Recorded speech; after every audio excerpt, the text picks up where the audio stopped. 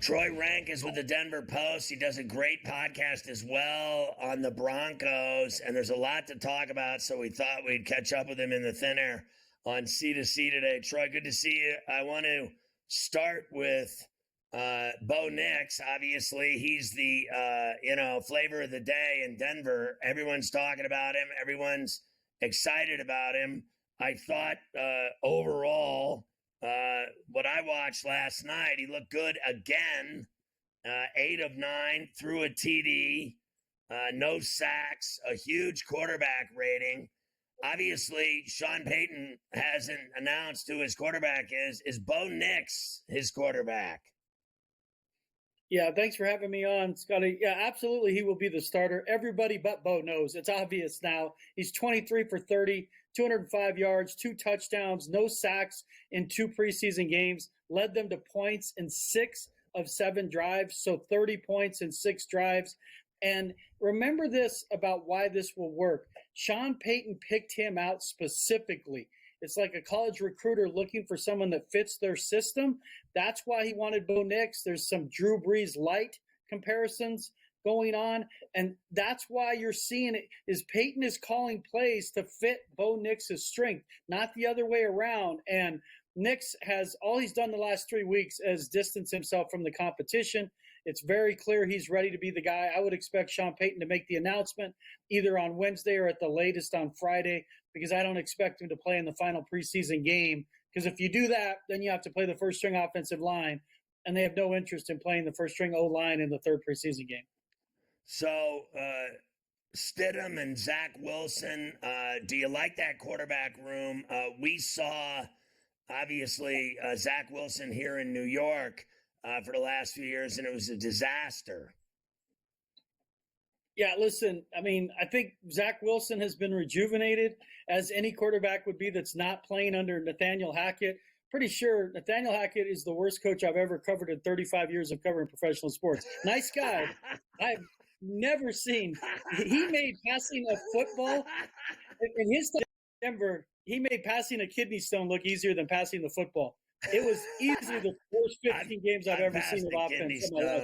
Have you ever done that, Troy? I've passed a kidney stone. That's no joke. I have, and it was easier than watching them try to score points under Nathaniel Hackett in 2022 for 15 games. Listen, Hackett's a good dude. He's certainly not a head coach, and the only one he's worked well with is Rodgers, maybe briefly in Jacksonville as well. But it was a disaster in New York. He's been rejuvenated. He did not play particularly well last night. Stidham outplayed him. As we sit here today, the way it lines up, Nix would be the starter, Stidham would be the backup, and Wilson would be the third. You're like, well, why do you keep Wilson then? I don't think he gets through waivers. As crazy as that sounds, he's put on enough good tape this summer that I'm not sure it only takes one GM. He was a 2nd overall pick. So right.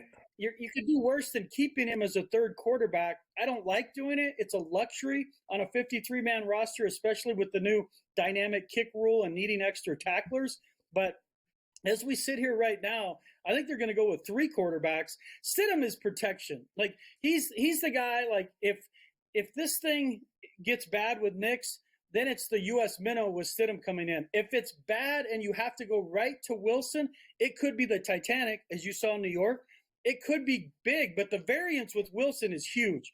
He could be really good or he can be awful. Stidham is your prototypical backup quarterback. Don't turn the ball over and don't really do much offensively, but you keep your team in the game. So I think they're going to keep 3, Scott. What was so I'm a Steeler fan and a Steeler season ticket holder. I live in New York City, but that's neither here nor there. My point is that what was Sean's problem with Russell Wilson? Because at the end of the day, they still won with him. It wasn't the worst Bronco team I've ever seen in my life, but it seemed to me like they didn't. It seemed like Sean Payton didn't like him.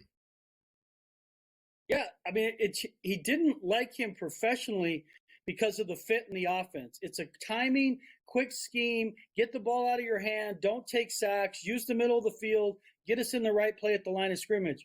Russell's strengths are coloring outside the lines, making stuff happen off script. Sean Payton sees that as basically backyard football that's not sustainable as the core principle of your offense. So right away, they were really in each other's crosshairs. And then personally, their personalities are so different. Sean is arrogant, condescending, sarcastic, drives hard. And Russell is corny in a lot of ways. He's just different. And I've known Russell since the Rockies drafted him in 2000, whatever it was. I can't even remember, in 2010. It's just they didn't fit.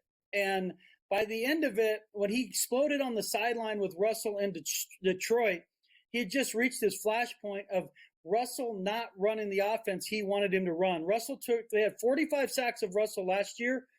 Internally, when I talked to sources, they probably blame Russell Wilson for probably 30 to 35 of those sacks. That was at the core of it, because Payton looked up the stats. Every time a drive included a sack, your chances of scoring nosedive. And he's then in turn blaming that on Wilson for the sacks, and he just had enough. So he gave it 1 year, and he told ownership this when he took the job, Scott. I'll give Wilson 1 year to make this work, and if not, you have to be willing to move on from him. And they took the $53 million dead cap hit this year, $32 million next year. They paid Russell Wilson $124 million for 11 wins in 2 years. That's how badly they wanted to move on from him, and specifically how badly Sean Payton wanted to move on. I hope it works out for Russ.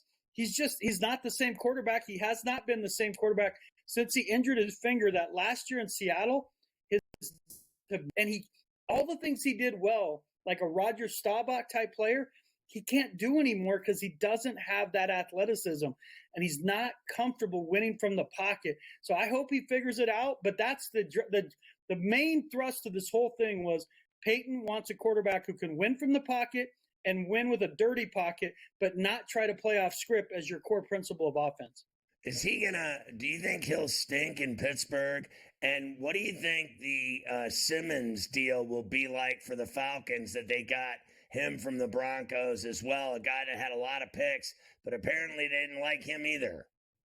Yeah, listen, I mean, for Russell Wilson, the person, I hope it works out. The player, to me, but being honest, I just think it looks like the end. I mean, I think this could be his last year in the league. It's definitely his last chance to start. No one's going to give him another chance to start. It's just if their line is as bad, and you would know the Steelers way better than I do, but if their line looks anything like it's looked in the preseason, I don't know how you wouldn't go to Fields, because he can at least make something happen with his athletic ability. Right. Russell really can't do that anymore. But the bar's been set low. Would you have 15 touchdowns last year from Kenny Pickett? If you have functional quarterback play, you're a playoff team. I don't know that Russell can do it. If I had to guess, Russell will start, but he won't keep the job. As for Justin Simmons, the free safety, he was making $18 million. They didn't want to pay $18 million. They won't word, but they're in a rebuild. I mean, Sean Payton could be on an HGTV program with a hard hat and a sledgehammer and not admit they're rebuilding, but they are.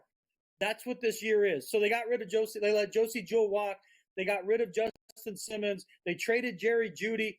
They're revamping the roster under the guys. We're young and we're hungry, and we still can be decent this year. Simmons got caught up in that. He is as good a person and player as they've had in the organization the last 8 years.